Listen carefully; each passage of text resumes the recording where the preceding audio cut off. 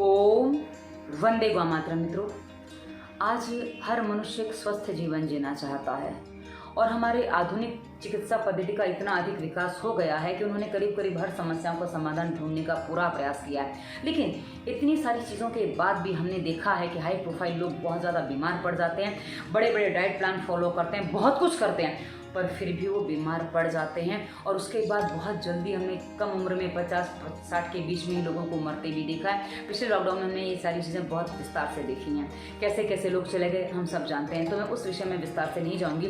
पर हाँ, आपके शरीर में एक साथ में बहुत सारे रोग हो गए हैं। आप एक रोग को शांत करने जाओ, उसकी दवा खाते तो दूसरा रोग बढ़ जाता है, इसको शांत करने जाओ तो तीसरा रोग बढ़ जाता है। इस प्रकार से आपके शरीर में बहुत सारे रोग हैं। ये रोग क्या क्या है, किस प्रकार के होते हैं, पहले वो भी बता दूं, साथ ही रोग क्यों आते हैं वो भी बताऊंगी और इसका समाधान आप एक साथ में कैसे करेंगे। मित्रों, एक बात आप ध्यान में रखिएगा, इस वीडियो को जो आप देख रहे हैं इससे पहले आपने क्या क्या किया, मैं आपको पहले वो स्पष्ट कर दूं ताकि आपको वीडियो देखना आगे समझ में आए। आपने बहुत सारी दवाइयाँ खाई हैं, आपने सालों दवाइयाँ खाई हैं, आपने हो सकता है हज़ारों के रिपोर्ट भी निकाले हैं और किसी ने तो हो सकता है लाखों के ऑपरेशन भी करवाए हों और आपको कोई समाधान नहीं मिला। आपने बहुत सारे नेचुरोपैथी फॉलो कर लिया, आपने बहुत कुछ डाइट प्लान भी फॉलो कर लिया। डाइट प्लान फॉलो करो तब तक तो सब सही है, उसके बाद वापस वैसे की वैसे स्थिति बन जाती है, 2-4 महीने बाद वापस सब गड़बड़ हो जाता है। तो इसके पीछे क्या कारण बनता है? मित्रों, कारण पे मत जाइए, आप समाधान करने के ऊपर सोचिए। अब आगे बता दूं, आपने सालों जो दवाइयाँ खाई हैं, अब आपकी स्थिति ऐसी हो गई है कि आपके शरीर में दवाइयों का असर ही नहीं होता है, यानी कि दवाइयाँ आपको प्रभाव नहीं डालती हैं, आपके लिए दवाइयाँ यूज टू हो गई हैं। अब ऐसी स्थिति में आपको क्या करना चाहिए? क्योंकि जब आपके लिए दवाइयाँ यूज टू हो जाएं, वो असर ना करें और एक साथ में इतनी सारी बीमारी हो जाए। बीमारियाँ कैसी कैसी साथ में हो जाती है पहले वो भी आपको स्पष्ट कर दूँ। Thyroid, blood pressure, diabetes, asthma, उसके अलावा डिप्रेशन, नींद ना आना, इंसोम्निया, तनाव, चिंता और उसके साथ ही कई बार माइग्रेन, सिर दर्द, सर्दी, खांसी, जुकाम तो हमेशा लगा ही रहता है। ऐसी बहुत सारी समस्याएं हैं जो आपको एक साथ में कभी कभी हो जाती हैं। अब मैंने जिन जिन का ट्रीटमेंट किया है, मैं आपको उसमें कुछ बातें बताऊंगी ना, आपको बड़ा अजीब लगेगा कि कई बार होता क्या है, एक रोग को शांत करने जाओ और दूसरा रोग वहाँ से खड़ा कर लिया जाता है। जैसे मैं आपको बताऊँ, मेरे एक मित्र हैं, उनको बुखार आया था, बुखार उतारने के चक्कर में उनको निमोनिया बस गया। इतना उनका शरीर ठंडा कर दिया गया कि उनके शरीर में निमोनिया बस गया और उनको उसके बाद निमोनिया का इलाज अलग से करवाना पड़ गया और वो उन्होंने नेचुरोपैथ से ही करवाया। हाँ, इलाज हो गया और वो ठीक भी हैं। उसके अलावा मित्रों, मेरे पास एक पेशेंट आई थी, उसको पहले बुखार आया, डॉक्टर को लगा मलेरिया है, मलेरिया की दवा उन्होंने चालू कर दी। 10-15 दिन दवा खाते खाते बीते थे कि बच्ची को फिट्स आने लग गए और फिट्स की दवा चालू की गई। फिट्स की दवा उसको 2 या 3 साल लगातार खानी थी और दवाइयाँ खाते खाते उसको पता चला कि उसकी किडनी फेल हो गई। अब किडनी वाले डॉक्टर ने कहा फिट्स की दवाइयाँ बंद करो वरना किडनी नहीं बचेगी। और फिट्स की दवा जो दे रहा है डॉक्टर, वो कहता है यदि आपने दवा नहीं खाई तो आपका ब्रेन हेमरेज हो जाएगा, आपको फिट्स आने बंद नहीं होंगे और आप परेशान हो जाएंगे। तो अब ऐसी स्थिति में पेशेंट क्या करे? वहीं मित्रों, जो शरीर में बहुत सारे रोग हो जाते हैं ना, उसमें भी ऐसी स्थिति बन जाती है। क्या क्या दवाइयाँ खाएं, शरीर के अंदर जाती हैं केमिकल और अंदर से जाके और नुकसान करते हैं। नींद आती है, तनाव होता है और किसी काम में मन नहीं लगता। ऐसी स्थिति बन जाती है, कुछ समझ में नहीं आता क्या करें। और कई बार तो कहा ना, मरने का मन कर जाता है, ऐसा मुझसे लोग फ़ोन करके बोलते हैं। अब मित्रों, ऐसी स्थिति में मेरे पास एक महिला आई थी, उनको जो रोग हुए थे पहले आपको वो गिना दूँ, आपको बड़ा अजीब लगेगा कि 1 हफ्ते में उन्होंने सारी दवाइयाँ छोड़ दी। जी हाँ, पर निर्देशों का पूरा पालन करने के साथ। उनको क्या क्या रोग थे? डायबिटीज़ था, थायराइड था, ब्लड प्रेशर था, डिप्रेशन था, नींद नहीं आती थी, अर्थराइटिस भी था और साथ में तनाव, चिंता, ये सब तो ब्याज का है, आलस वगैरह, इसको हम ज़्यादा गिनते नहीं है क्योंकि इसको गिनने जाएंगे ना तो फिर ना जाने क्या क्या गिनवा दें। अब ऐसी स्थिति में जब उन्होंने प्राणायाम शुरू किया, हमारे निर्देशों का पालन करना शुरू किया, उसके बाद 5वें दिन के अंदर वो महिला जो 3 बजे 2 बजे सोती थी जाके, वो 11 बजे सोने लग गई।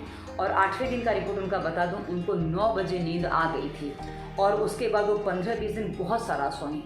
उसके बाद उनकी नींद पूरी हो गई तो नॉर्मल हो गई थी। पर 15-20 दिन बोलते, दीदी मेरा कुछ भी करने का मन नहीं करता, मेरे को बस नींद आती है। मैं कहा सोते रहो, नींद आती है सोते रहो, खाओ पियो सो जाओ, कोई दिक्कत नहीं है, पर आलस में मत पड़े रहना, उठ जाओ, काम में लगो। तो मैंने उनको एक ट्रीटमेंट का तरीका बताया था कि आपका ट्रीटमेंट ऐसे होगा। ये मैंने आपको इसलिए बताया, कई बार आप लोग प्रश्न करते हैं आपने किसी को ट्रीट किया हो तो बताइए। हमने ट्रीट किया है, बट हर कोई वीडियो देने को तैयार नहीं होता, इसलिए हम लोगों के अनुभव आप तक नहीं पहुँचा पाते हैं। तो कहते हैं कि हमें इतने सारे रोग हैं, लोग जानेंगे तो क्या सोचेंगे हमारे बारे में, इसलिए लोग वीडियो नहीं देते हैं। आप ही कितना दे देंगे, ज़रा आप विचार कर लीजिएगा। चलिए हम इसी समस्या पे आगे बढ़ते हैं। जब मल्टीपल समस्या किसी को हो जाती हैं उसके बाद क्या होता है, इतनी सारी समस्याओं के साथ अब आपको ये समझना होगा कि समस्या आपके शरीर में आई क्यों है। मित्रों, आपने जो अपने आप को दवाइयों पर निर्भर बना रखा था कि डॉक्टर मुझे ठीक करेगा, दवाइयाँ मुझे ठीक करेंगी, जिन्होंने आपको समाधान नहीं दिया है। तो सबसे पहले अब आपको ये समझना होगा कि क्या किया ऐसा, क्या हुआ आपके शरीर में ऐसा जो इतने सारे रोग हो गए। मित्रों, इसको यदि आप शुरुआत से समझने की कोशिश करें तो याद करिए, शायद आपको याद आ जाए कि सबसे पहले आपके शरीर में जो समस्या आई थी ना, वो सर्दी जुकाम से, हल्की सी बुखार से कुछ शुरुआत हुई थी।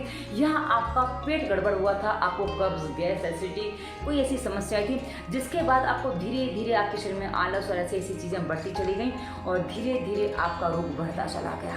जी हाँ, आपकी शुरुआत जो हुई थी वो हल्की फुल्की चीज़ों से हुई थी, जिसके लिए आपको दवाइयाँ नहीं खानी थी। सर्दी जुकाम होता है, नॉर्मली आप दवाइयाँ मत खाइए, कभी दवाइयों की आवश्यकता नहीं पड़ती है। बस अपने आपको वातावरण ऐसा दे दीजिए जो आपको कई बार समझ में नहीं आता, आप नहीं दे पाते हैं और दवाइयाँ खा लेते हैं, जिसके साइड इफेक्ट के रूप में आपके शरीर में कुछ और चीज़ें, समस्याएं खड़ी हो जाती हैं। मित्रों, कभी कभी की दवाइयाँ हमारे शरीर में जो जाती हैं ना, वो भी कई बार नुकसान कर जाती हैं, क्योंकि केमिकल्स के इफेक्ट कभी कभी लीवर, किडनी से निकल नहीं पाते हैं। उसके पीछे बहुत बड़ा कारण है, लोग पानी बहुत कम पीते हैं, प्यास नहीं लगती, लोग पानी नहीं पीते हैं और ऐसी स्थिति में आपका पेट साफ नहीं होता है, पेशाब ठीक से नहीं आता है, पेशाब पीला हो जाता है, कई बार जलन भी हो जाती है, चुभन भी हो जाती है। उसके अलावा बताएं तो पेशाब में कई बार पीलापन बहुत ज़्यादा बढ़ जाता है। जितना पीलापन है उतना आप समझ लीजिए कि आपके पेशाब में आपको अंदर यानी कि आपकी बॉडी में गर्मी उतनी ज़्यादा बढ़ती चली जा रही है।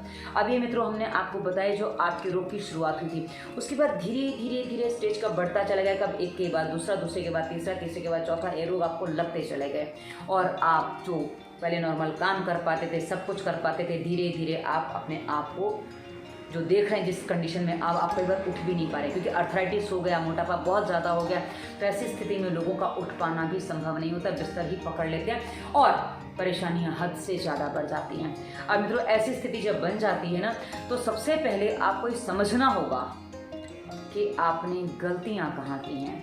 मित्रों, कई बार हमें पता ही नहीं होता है, या कई बार हमें पता होता है पर हम जानबूझ के लापरवाही करते हैं कि हमें ये समझना ही नहीं होता कि भाई हमारे शरीर में हो क्या रहा है, हो क्या रहा है। इसका मतलब ये है कि हम छोटी छोटी बातों पर ध्यान नहीं देते हैं। हमें पता है ये चीज़ नुकसान करेगी, हमने खा ली है, हमें पता होता है, पर फिर भी हम उस चीज़ को और ज़्यादा खाते चले जाते हैं और कई बार लोग बिना भूख के खा लेते हैं। अब मित्रों, खाने पीने में जो गड़बड़ियाँ आप करते हैं, रहन सहन में जो आप गड़बड़ियाँ करते हैं, उनको एक बार आपको विस्तार से समझना जरूरी है, क्योंकि आप कहाँ क्या गलती कर रहे थे आपको खुद को बात पता नहीं होती है। तो मित्रों, इस वीडियो के डिस्क्रिप्शन को अब आपको आगे ध्यान से फॉलो करना होगा, समझना होगा। कि डिस्क्रिप्शन जो है ना मित्रों, हमने जो बनाए हैं, जो डिस्क्रिप्शन में वीडियोस बनाया, वो आपके हर रोग के समाधान के लिए बनाए हैं और हमने हर वीडियो में ये बात बताई है। पर आप लोगों का एक ही प्रश्न होता है, मुझे ये समस्या, मेरे लिए मैं अलग क्या करूँ। मित्रों, अलग कुछ भी नहीं है, अलग कुछ भी नहीं है, क्योंकि आपके शरीर में आने वाले छोटे से छोटे और बड़े से बड़े रोग का कारण है, बाल झड़ने से लेकर कैंसर तक का कारण है आपके खान पान, रहन सहन की अनियमितता,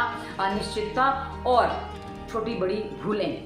तो मित्रों, इस वीडियो के डिस्क्रिप्शन में पहली प्लेलिस्ट आपको दवा मुक्ति की मिलेगी, जिसमें हमने आपके सभी रोगों पर विस्तार से वीडियो दिया है। देखिए, आपके रोग जो मूल आए थे उसका कारण क्या है, उसको समझिए।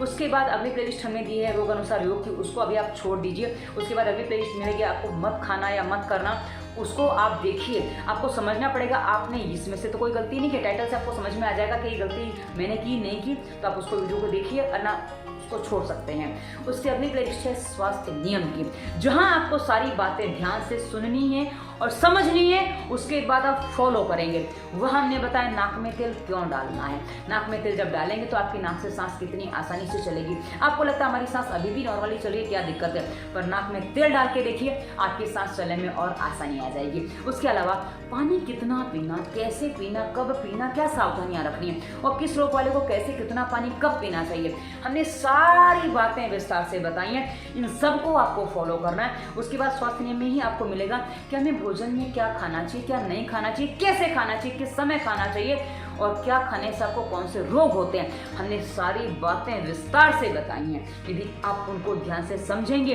तो आपको समझ में आ जाएगा कि आपके रहन सहन खान पान में आपने क्या गलतियां की हैं, कि जब तक आप ये गलतियां नहीं सुधारेंगे ना तब तक आपको समाधान नहीं मिलेगा। उसके अलावा एक प्लेलिस्ट आपको और मिलेगी कि अपने आप को डिप्रेशन में आप कैसे ले गए हैं, यानी कि डिप्रेशन के लिए क्या होता है, आपके मानसिक विचार कैसे चलते हैं जो आपके शरीर में रोगों का घर आपको बना देते हैं। तो मित्रों उसके लिए आपको एक प्लेलिस्ट हमने और दी है, नाम अभी मैं भूल रही हूँ, पर हाँ आपको एक प्लेलिस्ट मिल जाएगी, विचारों पर ही मिलेगी, मंथन या कुछ ऐसा नाम आपको मिलेगा, तो उसको आप और देख लीजिएगा।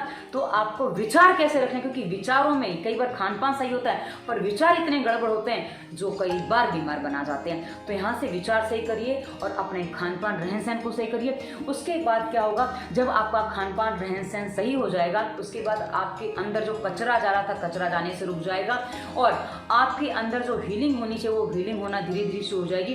लेकिन आपके जो पार्ट्स डैमेज हो गए हैं, जो आपने इतनी सारी दवाइयाँ खा के अपने आप को डैमेज कर लिया, लीवर को, किडनी को, पेनक्रियास को, माइंड को, आँखों को, बॉडी को, स्किन को, जिसको भी डैमेज कर लिया, उसके लिए आपको, उसकी रिपेयरिंग के लिए आपको प्राणायाम करना बहुत ज़रूरी है। कि जब आप प्राणायाम करेंगे ना मित्रों, नाक में तेल डालेंगे, सांस लेंगे, कैसे सीधा बैठना है, आप बोलेंगे हम तो बिस्तर पे पड़े, हम प्राणायाम कैसे कर सकते हैं। जब आप हमारे संपूर्ण प्राणायाम प्लेलिस्ट डिस्क्रिप्शन में वो भी मिलेगा कि वीडियो देखेंगे तो आपको पता चलेगा कि आप जो बैठ नहीं सकते वो लेट के आप कैसे प्राणायाम कर सकते हैं। जी हाँ, बहुत सरल तरीके से हमें बताया। हमने कहा ना, आपने मात्र जीने की इच्छा होनी चाहिए, निर्देश तो हम दे देंगे, आप हर निर्देश को फॉलो करके अपना को ठीक कर पाएंगे। बस ये आपके अंदर की स्थिति चाहिए कि आपको ठीक होना है। तो उसके बाद आप संपूर्ण प्राणायाम प्लेलिस्ट देखेंगे आपको कैसे क्या करना है। मित्रों जब आप प्राणायाम करते हैं ना, आपके सेल्स जो डेड हो गए हैं, जो आपके अंदर जो मर गया है, अंदर के जो सेल्स मर गए हैं वो फिर से रीजनरेट हो जाते हैं, यानी कि रिक्रिएट हो जाते हैं और वो अपने आप हेल्दी होके जब उनको ऑक्सीजन मिलता है, जब प्राणायाम करेंगे ना तो ऑक्सीजन सही मात्रा में मिलेगा। जब वो ऑक्सीजन मिलता है, आपका ब्लड सर्कुलेशन ठीक से होने लग जाता है, तो शरीर में जहाँ भी जो भी कचरा अटका पटका, आर्थराइटिस में जो गांठें जाम हो गई, जोड़े जाम हो गए, वो सब आपका धीरे धीरे धीरे धीरे निकलना शुरू हो जाता है। मित्रों कितना समय लगेगा, आपका बहुत बड़ा प्रश्न होता है। जितने साल के आरोग्य है उतने महीने दीजिए अपने आप को ठीक करने के लिए। कोई बात नहीं, आपने बहुत समय बर्बाद कर लिया, बहुत सारी दवाइयाँ खा ली, कुछ नहीं हुआ ना, कोई बात नहीं, निर्देशों का पालन करिए। हम आपको हर निर्देश ऐसा देते हैं जो आपकी हर रोग पर काम करता है। जी हाँ, कैंसर हो चाहे बाल झड़ते हो, हर रोग पर ये निर्देश काम करते हैं। इसलिए आप उसकी चिंता ना करें कि हमारे इस बीमारी में हम कर सकते हैं, इस बीमारी में कौन सा तेल डालें, घी डालें नाक में, सब आपको पता चल जाएगा। अब मित्रों आपने प्राणायाम करना शुरू किया, अब आपका जो शरीर जो शिथिल पड़ा था, जो आपने बहुत समय से चलाया नहीं है, आपके हाथ जो ऐसे ऐसे होकर रह गए हैं, जो हिल नहीं पाए, धीरे धीरे आप इनमें मूवमेंट शुरू करेंगे। अभी प्लेलिस्ट है हलन चलन व्यायाम की, उसमें हमने वीडियोस दिए हैं कैसे आप अपने बॉडी को मूवमेंट देना शुरू करें। धीरे धीरे मूवमेंट दीजिए और यदि आप कर पाते तो थोड़ा अपने हाथों को ऐसे दबाइए। जैसे आपने देखा वो चूड़ी जब पहनाती है ना मनिहारी, वो कैसे आपके हाथों को दबाती है, और नहीं दबाती है अपने आपके आक्रोश से नहीं दबाए हैं तो किसी चूड़ी पहनाने वाले को देख लीजिए, कभी किसी को बुला के बताइए भाई आप चूड़ी कैसे पहनाते हो, आपको दबा के दिखा देगी। मनिहारी जो हाथ दबाती है ना मित्रों, बड़े अच्छे से दबाती है, चूड़ी पहनाने वाली या चूड़ी पहनाने वाले जो भी होते हैं वो हाथ जो दबाते हैं ना, इस तरह आप अपने हाथ को दबाना शुरू करिए। इससे आपके पूरे बॉडी में पसीना सा आएगा, आपके पूरे बॉडी में आपको ब्लड सर्कुलेशन हो रहा है ऐसा महसूस होने लग जाएगा। उसके बाद धीरे धीरे आप स्वस्थ होने की तरफ आगे बढ़ेंगे। लेकिन सावधान, जीभ को ना बिगाड़ें, स्वाद को ना बिगाड़ें। स्वाद बिगाड़ा तो सेहत वापस जाएगी। हाँ, खाने की इच्छा हर चीज़ खाइए, पर जहाँ आप 4 की इच्छा रखते हैं वहाँ 1 से काम चलाइए। जी हाँ, खा सकते हैं पर मिनिमम से काम चलाइए।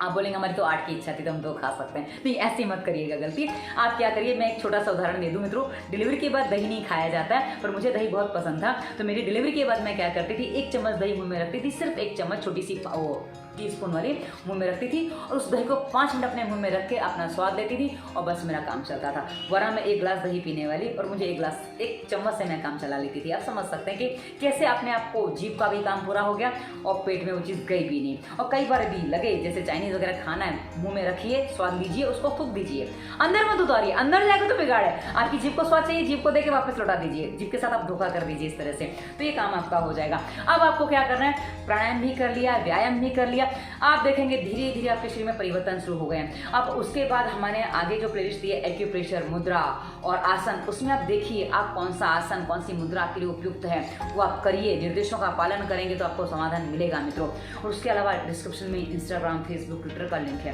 ट्विटर नहीं कू का लिंक है। उसके अलावा हमारा नंबर भी डिस्क्रिप्शन में आपको मिलेगा, तो आप हमें कहीं भी प्रश्न कर सकते हैं मित्रों, घबराइए नहीं। हाँ, हम कंसल्टेंसी करते हैं, पर हमारे एक बार सभी वीडियो आप देख लीजिए, निर्देशों को सुन लीजिए, पालन करना शुरू करिए, उसके बाद आपको हमसे बात करने में आनंद आएगा। अन्यथा आपको लगेगा इतनी सारी फीस है आपकी, इतनी सारी फीस देने का क्या फ़ायदा, आप तो कुछ दवा भी नहीं देने वाले। हाँ, हम दवाइयाँ नहीं बताते, हम दवाइयाँ कभी नहीं देते, क्योंकि आप जो भोजन कर रहे हैं यदि आप उसको दवा बना लेते हैं तो सबसे अच्छा काम वहीं से हो जाता है। इसलिए मैं आपको बता दूं, आपने कई बार देखा है मेरे शरीर में बहुत सारे रोग हैं, लेकिन मैं दवाइयाँ नहीं खाती हूँ। हाँ, बहुत से बहुत क्या लूँगी, आपको भी वही बताऊँगी, गिलोय ले सकते हैं आप। गौमूत्र यदि शूट करता है तो भोजन के पहले बाद में गौमूत्र प्लेलिस्ट में, हमारी गौ माता प्लेलिस्ट में इस पर आपको वीडियो मिल जाएंगे। तो देखिए, फॉलो करिए, हमारे जितने वीडियो आप देखेंगे ना उतने ही आपको आपके माइंड को, आपकी बॉडी को साफ करने में, सही करने में आपकी सहायता करेंगे। मित्रों, हमने सिर्फ वीडियो देखने के ही निर्देश आपको दिए। आप बोलेंगे इसके में तो आपने कोई समाधान ही नहीं बताया। मित्रों, समाधान एक समस्या पे होता है, जब मल्टीपल होती है ना तो हम सबका साझा बताते हैं, और उसके लिए आपको सिर्फ वही करना है जो हम हर वीडियो में बताते हैं। डिस्क्रिप्शन की वीडियो देखिए, पालन करिए। तो ये बात मैं शायद चौथी बार बोल रही हूँ, आशा है आप रिपीट कहेंगे इस बात को। वीडियो कैसा लगा अवश्य बताइएगा, पर मित्रों फॉलो करिए, आप अपने हर रोग को ठीक कर सकते हैं। ये आपके अंदर की क्षमता है जो आप बढ़ा सकते हैं। धन्यवाद। वंदे मातरम।